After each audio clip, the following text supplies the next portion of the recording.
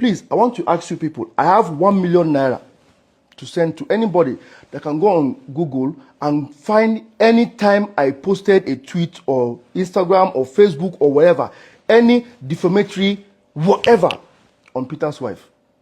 Please, the first person to send that thing to me on my DM will win 1 million naira. Jude Okoye. Now you see, statement like this, that you're going to offer 1 million naira, this is where I feel pity for Paul. Guys, I can guarantee you guys, Jude, we all know. Jude, you know you use Paul as a decoy. Yes. You try to manipulate Paul to say some things online so that at the end of the day, you're not setting up Paul for dragging. Now look at what you just said. Meanwhile, look at the innocent post Lola posted to wish I and Paul happy birthday. That's Paul's response. Now look at Jude's comment underneath.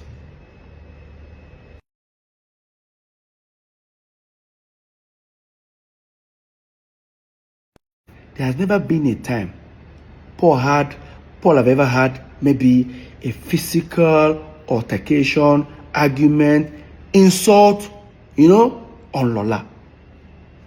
But on Jude's side is opposite way. Jude have threatened Lola in front of Lola and myself. Jude have insulted Lola in front of me. And I wanted to hide this governor.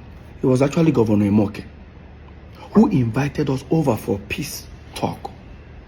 And let me tell you what the man did that day. By the time we arrived, he looked at Paul. Paul started talking. Paul finished talking. He said, Jude, your turn. Jude finished talking. Let me tell you what that governor did that very day. He said, Peter, you're not going to say anything. I thought it was like a team work, like, Governor, I'm not going to say anything. Why? They've all said their own side of the story. He said, Peter, I don't think you need to say something. I said, why?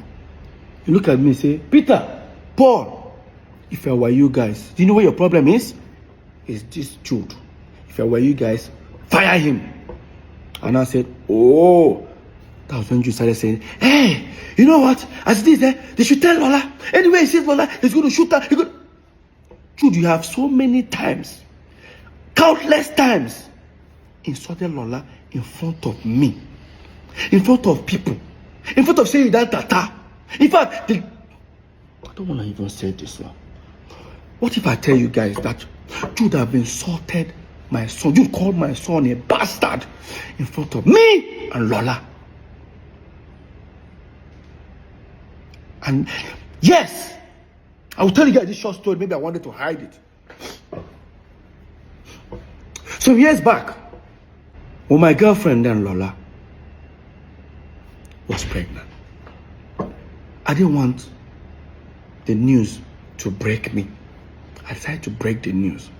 Because then, there was too many baby mama of social celebrity, baby mama, social celebrity gave birth, social celebrity impregnated. I didn't want that to happen to me. We went for a Sound City Awards. We won 3 awards that day. When we were leaving the venue, the paparazzi, the media people gathered us. Of course, we held the awards. We're having more like an interview. Next thing I did was, they said, well, who are we dedicating the awards?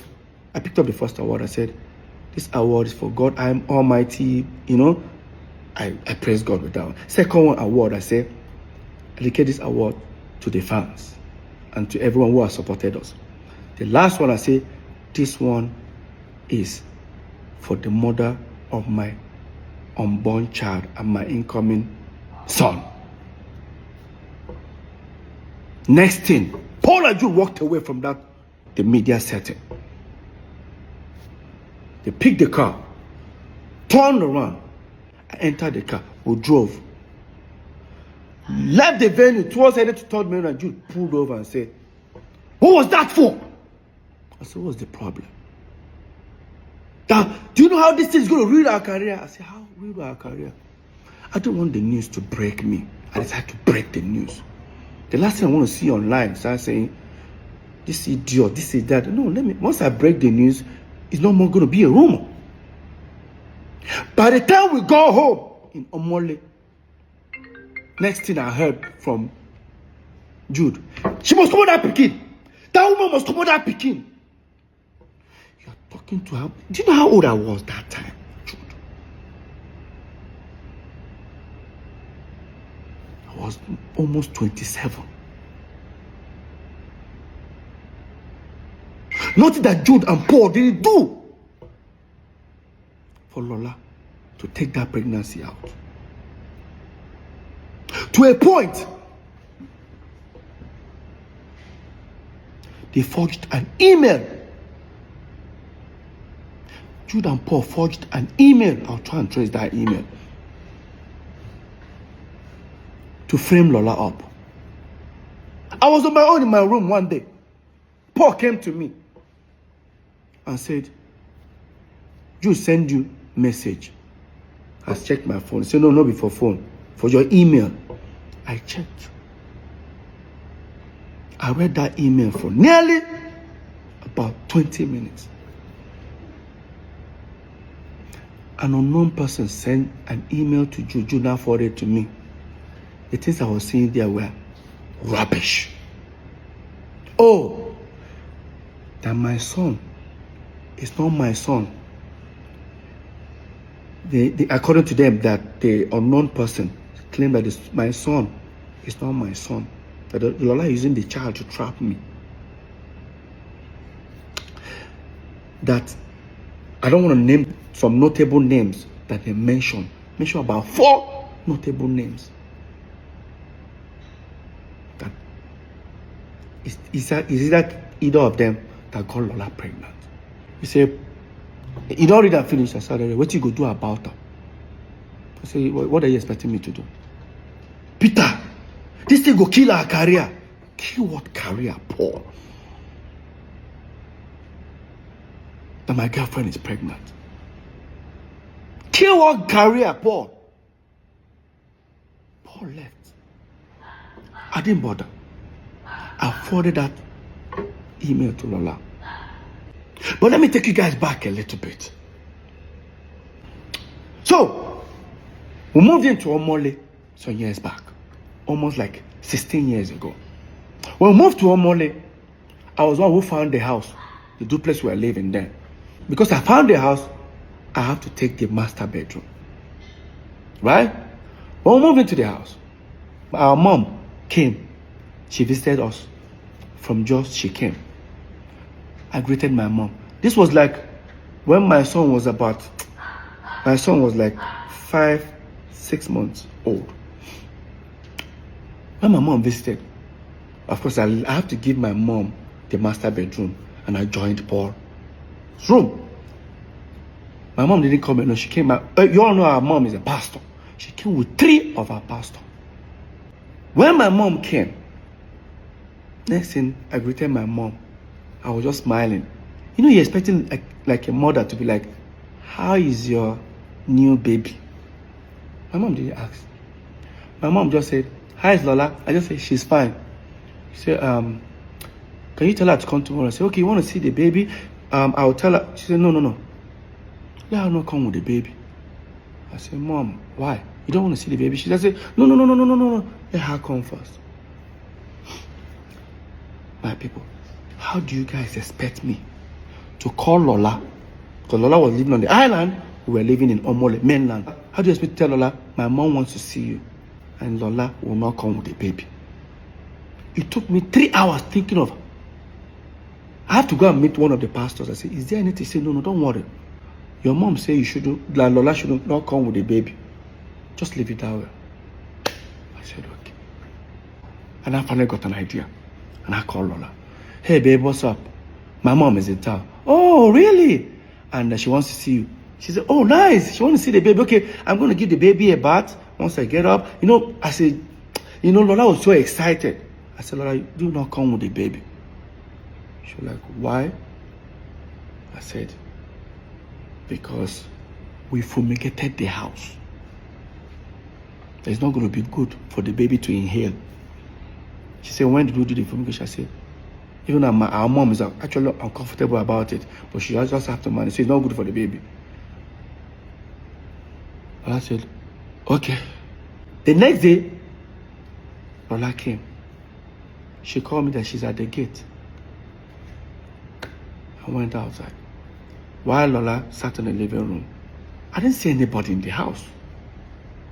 I didn't see any of my brothers, the pastors. I didn't I expect to see them in the living room where Lola was. I didn't see any of them. Just let me go check. And I opened the door. In that my master bedroom where my mom was, everybody was seated. Even our firstborn, the one that is older than the next person before Jude, that lives in Lagos, was there. Tony, my brother, was there. The pastors were there. Paul and Jude were there. When I came, I said, okay, Lola is around. They said, tell her to come.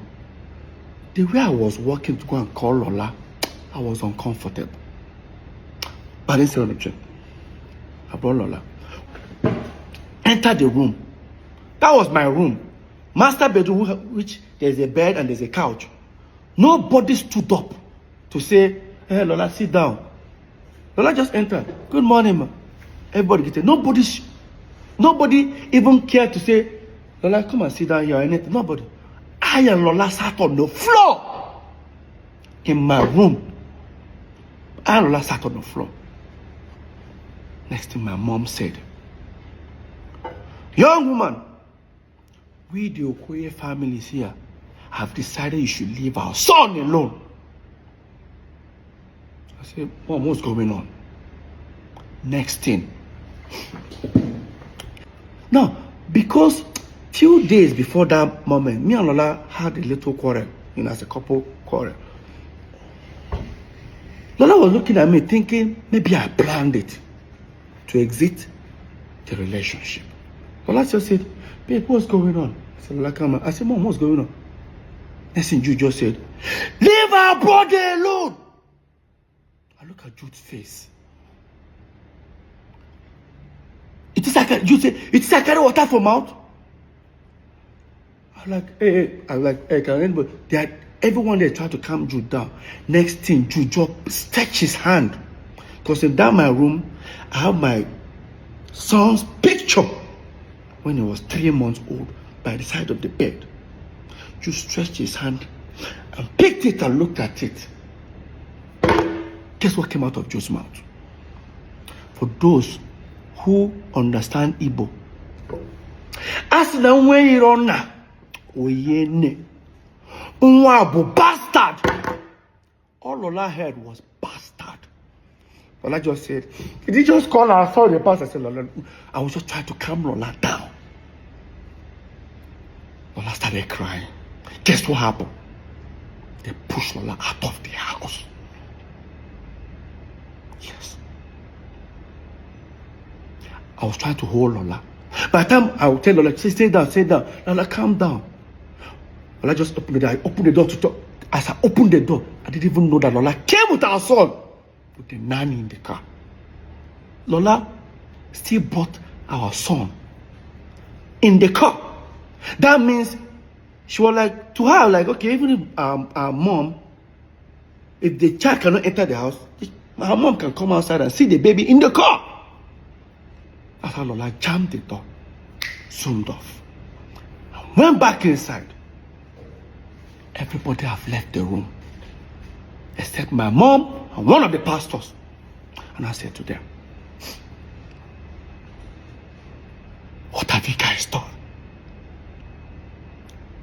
I told Mom, did you pray before? Our mom, our mom sees vision. I won't lie to you. I asked my mom, I said, did you pray before coming? Next thing our mom said, she came to take care of the situation before she can go and pray. I looked at my mom and her face. I said, this is not right. I left. Guess where I went to? I went to a hotel nearby in Omole. I stayed there alone. For hours, I waited till a particular time. I drove, went to the island. I knocked at the last door. Knocked, she wasn't picking the phone. The cook now came. Said, Madam, don't pack her things, so come out. I said, I'll help her pack some bags. I didn't see Lola and my son for over 5 months. 5 months after that incident, my mom came back to Lagos. Gathered everybody again. Sent for me, I came. I sat down. You guys would have imagined the trauma that was going on with my brothers. We're still doing shows, doing everything together. We sat down. I sat down with everyone in the room again. Here's what happened that very day. The pastor started with the prayers. Finished the prayers. And I said, Peter, what we're about to tell you, you might be disappointed. But take it that they say God works in wondrous ways. This might be one of them. As the pastor was, talking to you, like, Jude was just hissing. But this time I was now sitting close to the table near the bed. And I said, Peter, stretch your, let me have your son's picture. He said, don't worry.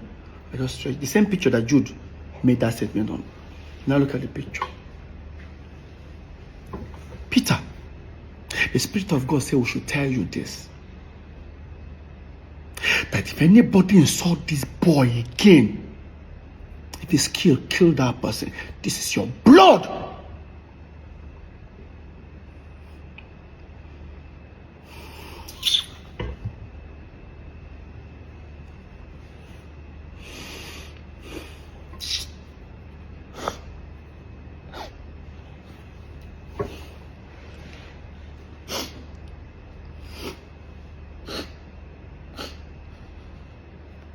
I remember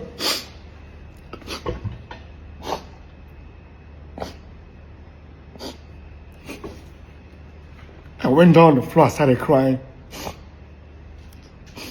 By the time I opened my eyes, everyone had left the room. When everyone left the room,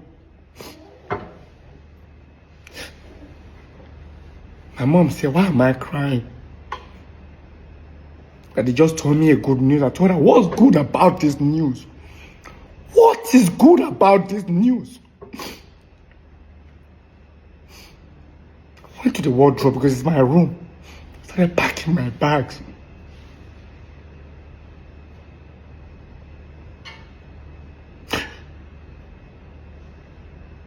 And I looked at my mom's face. I told her, and I said, this thing you started, I pray you'll be alive